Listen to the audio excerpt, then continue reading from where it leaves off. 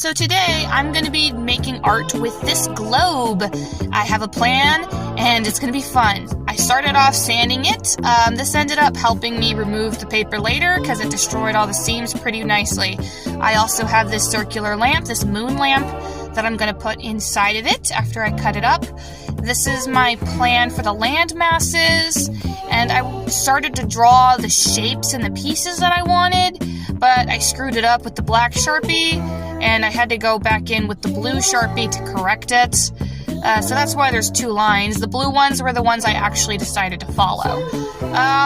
It was kind of confusing after that, so to make sure I cut right, I removed the paper from all the pieces that I wanted to trash. I tried to get only good, satisfying peels, but none of the peels were satisfying. The paper did not want to come off, and I don't know why. It was so frustrating and hard to watch, so I didn't film a lot of it. These are the best ones, honestly. And I just got so frustrated. But after it was all said and done, it looked nice, and it was ready for me to chop it up into many pieces. So there's that, and I started chopping. I didn't record the chopping because it was hard to film with a knife. I did cut that circle out so that way I could use it as a base later after I cut it into more pieces. And here you can see like a little transition. Those are what the bases for each piece look like. So here's all of my pieces I have so far, and my cat. She's not part of the project, she's just cute. Here's all the pieces, and I was going to assemble it with clay. Here's the clay I decided to use. It didn't really want to stick to the cardboard and the lamp though, so I figured I'd let it dry and come back for part 2 to see how it goes. Hello, and welcome back to part 2 of me transforming this globe. Unfortunately, the clay cracked and started to peel off pretty easily. So I had to, unfortunately, undo all of it, clean it all up. It took a little bit of time, and it made a mess, but I got it done. My next idea was to try hot glue, but somehow I didn't own one. I don't know how I went so long with never purchasing a hot glue gun, but here we are. I bought a hot glue gun for around $10. I was not about to let my lack of supplies stop me from finishing this project. Not after I had been waiting 2 months to start. So with my hot glue gun, I headed home. And it worked a lot better than the clay. It was very, very sturdy, and I got some new support pieces cut to add later. Here's me even proving how much sturdier it is. Although I was worried about how the hot glue would affect the lamp, but there was no issues. It attached just fine, it didn't damage the lamp, and I got to add the rest of the supports on just fine. It worked pretty nicely. It took forever and many burned fingers later before all the supports were finally added. Here's some progress shots and transitions for you guys so you can see the process behind it. I did some testing in between. Oh, here's me testing it now to make sure that the lamp wasn't getting damaged by the heat or the glue, and it was working just fine. Eventually I got it all figured out, and I will come back with part 3 where I start adding foil to the bases. I'm pretty excited for this, you guys. See you next time. Hi, and welcome to part 3 of me transforming this globe. I actually got some satisfying paper peels this time. Look how much nicer those look. They're just so, well, almost all of them were a lot nicer. I had to peel the paper off and repair some cracks and rips in the carton thing that makes up the globe before I could move on to adding foil to the inside. So that's just what I'm doing now, repairing, and here's what it looks like while it's all naked, I guess. I'm gonna cover up those ugly bases with foil, yay! Well, if I can get the text right. So yeah, I started with cutting a bunch of strips like so, and hot gluing them to the center like this. It was really, really hard to film and work with hot glue and foil because hot glue and foil is hot. However, I did eventually finish it, and it didn't break the lamp, yay! The lamp still works, and it's starting to come along. After that was done, it didn't look rocky enough on the inside, so I started hot gluing sharper strips of foil and crumpled up pieces of foil. But it still wasn't done, and I needed to post this, so I will finish the rest of the foil gluing off screen and come back for part 4. Hi, and welcome to part 4 of me transforming this globe. I got all of the foil pieces glued on, and now it's time for me to brush it over with some watered down black acrylic paint. This is just so that way it sort of blends in together with the lamp a little bit nicer. It doesn't show up much by the time I'm done with it, but I really like how it looks with the watered down black acrylic washed on as opposed to without it. It looks kind of like a geode now, and I am loving it. I think I even filmed a little bit in the dark to show you what it looks like in the dark. Oh, I guess I didn't. Well, anyway, after that, I started hot gluing these protective plastic pieces that I recycled from some toys packaging from Christmas with my siblings. It ended up working really well to protect the foil and the lamp because I knew that that was a gathering place for dust and I didn't want it to get dirty or break. So I spent a long time hot gluing everything down and protecting it, and here's what it looked like after.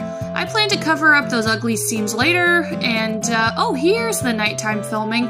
It looks amazing, at least I think so. It does look like a geode, and it's just so cool. After that, I realized I needed to build the holes back into the planet, so that way it could go back on its stand eventually. And I decided to use some homemade paper clay that I made myself, using stuff like junk mail and Christmas wrapping paper. It's a little hard to work with, but I seem to get the hang of it pretty fast. After I made the hole, I spread some just regular school glue around it, so that way it would dry harder. And then I just had to wait for it to dry fully, so I textured some of these plastic bits that were going to get covered later, so the clay would stick better. I also remarked all of the pieces, so that way I could tell them apart again. And yeah, that wraps it up for this part. I will come back next time to start building up the land masses. Hi, and welcome to part 5 of me transforming this globe. Today, I'm going to start building up the land masses now that the holes for the stand have dried. I'm going in again with that homemade paper clay and using some sculpting tools to shape out mountains and valleys and cracks and such. Each land section has a slightly different vibe to it, at least that's what I was going for while I was sculpting it. The Arctic shard and the desert shard are kind of just uneven all over with no huge mountains or valleys, just some cracks along the edges. But I only did the Arctic shard for now because I needed the clay to dry. In the meantime, I decided to start working on the base. Yay! With everything I added to the actual globe, it was going to be top heavy, so I decided to add a bunch of clay structure to the bottom of it to help keep it upright. I started with shaping a clay dragon at the foot of it, like so. Here's a bunch of shots of me just, messing with and shaping with the clay. I was practically praying that it wouldn't crack later because I worked so hard on it. I even was years out of practice, but it still ended up looking pretty nice. You already saw me using foil inside of the clay to give it some structure, and now I'm doing the same thing with toothpicks and the wings. It looks pretty good, I think. There's actually a reason that I decided to go with a dragon sleeping at the foot of the base. But I'll get more into that another time. For now, I gotta let the clay dry and hope that it doesn't take forever because it might delay the next episode coming out. Fingers crossed it dries quickly. Hello, and welcome to part 6 of me transforming this globe. To start us off, the clay is drying pretty well. Both the paper and the air dry clay are looking great. And of course, I have to seal things up with white glue. Otherwise, the pieces start to fall off a little bit. It takes me a while to do it, so while I'm doing that, I'm going to mention a few things. With the TikTok ban going into effect, I added some information at the end of the video, so that way you guys can see the rest of the series on other apps, specifically YouTube and Instagram. I should finish the series before the ban goes into effect, but just in case I don't, you can check it out there. Anyway, I'm doing the mainland shard today, which is mostly smooth in the middle and then really rough around the edges, so I pinched the clay to make some mountains and went a little crazier with the cracks than before. I also made some flat areas to put huge lakes in later with some glue and plain paper so that way it would look smoother after I painted it. Over some more shots of me using white glue to seal things and molding the land. Let me tell you a bit about the story behind this project. This planet used to be one piece at one point, but because the creatures on it couldn't stop fighting, it ended up breaking apart, which resulted in a bunch of different shards of different kinds. Anyway, that's enough of the story for today. Here's what it looks like now. I've got to let it dry, and then I will come back for part 7, I suppose. Hello, and welcome to part 7 of me transforming this globe. Unfortunately, the dragon cracked, and I'll have to repair him with some watered-down clay. Everything else is drying pretty well, though. While I'm repairing the dragon, let me just say this might be the last episode I get to post on TikTok because of the ban. Only time will tell. In the meantime, let's get to work finishing the last shard that needs to be sculpted, which is the ocean shard. This one I had to do differently because it was mostly water instead of land. I had to put down a smooth surface and then sculpt some land and waterfalls and cliffs over top of it. Oh, and my cat wanted to say hi. She's so cute. Anyway, after it was all sculpted, I had to brush over with a lot more glue than usual to make sure that it all kind of smoothed out. It did mean that this shard is going to take way longer to dry because of all the layers and doopiness. I marked it with an O even though I could easily tell it apart. After that, I made some clay rocks that will come into play later, as well as a tray of watered down clay which will also be used later.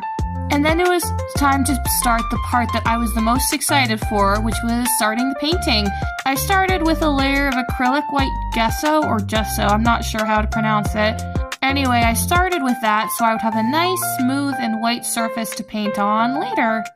Some of these shots of me painting are super wonky because I was too focused on the actual method of painting to care about the camera angle. But it was super fun and relaxing to do overall, and I think I got 2 shards done in this video in total. Oh, and cool transition. And then I suppose that's about it for now. All of this will take forever to dry though, so this will probably be the last TikTok episode. Well, the TikTok ban was terminated really fast, about the length of a long nap, so I'm back. Starting off with collecting all of my paper clay rocks and painting them by putting them in a plastic bag with some glue and paint and then shaking it and smooshing it around until they're all covered. Then of course I have to leave it out to dry for a bit, and in the meantime I can get on to painting the actual globe. Yay! I'm starting with the mainland shard, which is mostly green, and then some yellow and brown here and there. I mixed all the oh, there's my cat. Anyway, I mixed all of the colors on the actual globe so it would have like a more natural, blendy look to it. And that's kind of all of the description things that I can say while painting footage is playing, because that's all I did. It was really fun though. In the meantime, I can tell you a little bit about why I chose a dragon to put on the base of it. Basically, this is for a show I'm making someday, and the main cast has a dragon character in it. While I'm painting and blending in water, I can also mention that the dragon is one of the most important characters in the story, since he's the last of his kind. I had to paint in rivers and streams with a toothpick because I didn't have a brush small enough. And then it was time to move on to the next one, the desert one, which I kind of painted inspired off of like Utah and stuff, so there was pink and a little purple in there. I painted this canyon darker than the rest, so that way it would look kind of broken up and Grand Canyon-y on the inside. Story-wise, I can't say a lot about this shard because it is one of the shards that doesn't come into play until a lot later in the show. So I'll mention a little bit more about my paint tactics. In In order to get all of the cracks filled, I had to brush over everything repeatedly with watered down paint. I also painted some white gesso or gesso off screen, and then I have to let everything dry and come back to paint more shards. So see you in the next part. Hello and welcome to part 9 of me transforming a globe. Today I'm painting the Arctic shard, even though I'm mostly focusing on the base towards the end of the video. Basically, this shard was super easy to paint, just some watered down blue and gray, and then a light brush over with white, and it was done. Turns out it's super easy to paint something that's already mostly painted. But I'll do more painting next time. For now, I glued this thick cardboard to the bottom of the base to rest the clay dragon on because the clay dragon would not stick. The clay kept peeling off and it was super frustrating, so I had to hot glue it on. As much as it pained me to, the slip that I set out to dry finally dried after I think a week.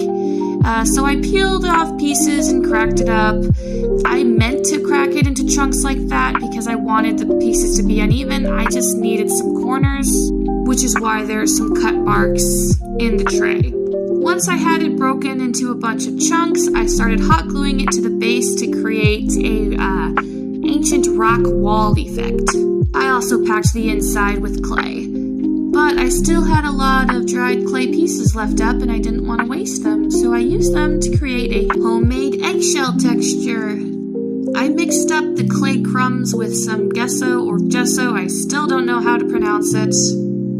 But before I could slather it on, there were a lot of gaps that need to be filled, so I just went over everything with hot glue and made sure it was all nicely sealed, attached, and filled in. You gotta kind of trust the process on that one. Then I just slathered it with the homemade eggshell goop, and it created this really nice, rocky, almost cementy texture on it. I loved it. It definitely matched the vibe I was going for. Then I had to let it dry for what felt like forever, and I still have a ton of this eggshell stuff left, so I will have to use it in another project, I guess. After it dried, I went over everything with a layer of normal gesso or gesso, just so that way I would have a nice white base to paint later. And yes, I meant everything this time. After it dries, I have one more thing I need to add on to the base. You can see the start of it right here with this foil thingy. And then next episode, we're going to be painting other shards. Yay! So I will be back for that. Hello and welcome to part 10 of me transforming this globe. All the eggshell stuff dried and now it's time for me to start building a tree out of this foil thing and a bunch of paper clay. It was really, really hard to stick it onto the thing, so I didn't get a lot of recordings of it because I kind of needed both hands to do most of it. After that, it needed to dry and I stuck some toothpicks in it off screen to build branches onto it later. After that, it was painting time! I painted the rest of the globe in this part, starting with the rock shard. At the moment, it's kind of all red and toxic-y, lava looking. It wasn't always like that, but that's what it looks like now, and even its lakes are like this dark blue-black mess. I struggled a bit on the toothpick with this one because it was much rockier than the mainland shard. I even added some streams of lava going from this hole. Yay! After that, I decided to paint the ocean shard, which was mostly just, obviously blue all over. Obviously, there needed to be something to sort of keep the water in. So on one side, there's ice cliffs. On another side, there's a sandbar. And then the last two have, steam things that I'm going to add in later. Oh, and here's my cat again. She loves sitting on my lap while I'm painting. Painting in the land was super fun because I started with brown and pale peachy colors and then added darker greens on top. Then time to paint the last shard and the smallest one, the wild shard. Now this one was mostly green, however it has a lot of pink, purple, and red mixed into it because the point of it is that it's like this crazy fantasy jungle. So I just went as wild as I could with the plants while still trying to make it look as natural as possible. Honestly, it might have been my favorite one to paint because I love the color purple, especially when it's mixed with green. It just looks so pretty, see? And yeah, the paint job is done. I still have a few more things to do on the globe itself. Then I have to finish that tree and paint it. But I'll do that in the next part. See you then. Hi, and welcome to part 11 of me transforming this globe. Today I had to work more on the tree bits since it was dry enough to add branches and more toothpicks for more branches later. I had to do this a couple of times until I felt satisfied with the number of branches. But I had to stop halfway through and let it dry because stuff kept falling off. And I was almost out of paper clay. So let me show you how I make it. First I start with warm water, and then I dump in some cardboard, like the thin kind, and paper. This shredded paper was a gift from somebody. After it's had some time to soak, I blend it. I use this egg blender thingy rather than a blender. And when it looks something like this, then I drain it and let it dry for a little bit. Until it's crumbly like this. And then I, dump in some glue and mix it until it's clay consistency. It takes a little bit of getting used to, but I've gotten used to it and I really like this clay, even though it looks like ground beef. I make big batches of it too, so that it lasts me a while. After that, those rocks that I made a while ago, yep, those came back. I'm using them to cover up seams and, fill in some of the empty-looking gaps on the plastic, because, there should be smaller bits of rock floating around, I think.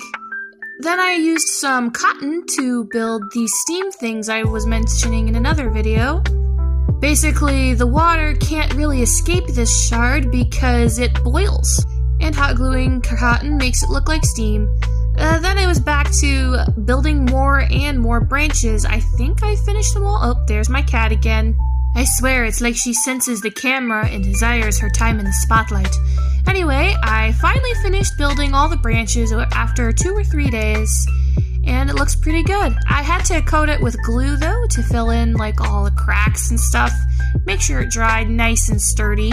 It's gonna take multiple coats, though, so I will start that in the next part. And then there's only one more thing left to do on the globe. See you then.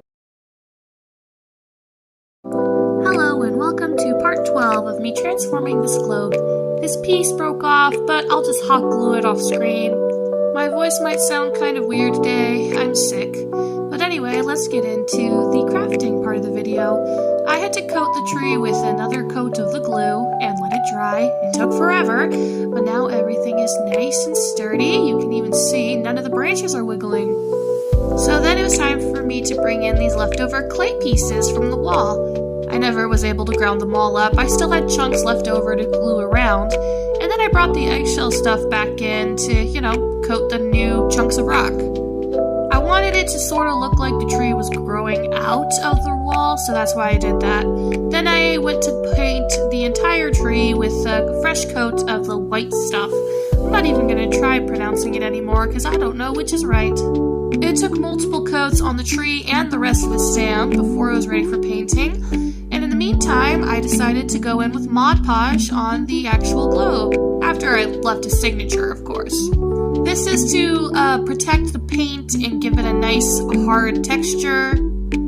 I also soaked that cotton with it, so that way it would condense a little bit and it wouldn't leave strings everywhere once it was dry. The cotton soaked it up, though. Seriously, I think I used up almost half the bottle of Mod Podge on just the cotton. All the land masses took way less of it. I actually might need to buy a new bottle of it, Mod Podge, to finish this. I'm going to do what I can off screen and then come back when stuff is dry.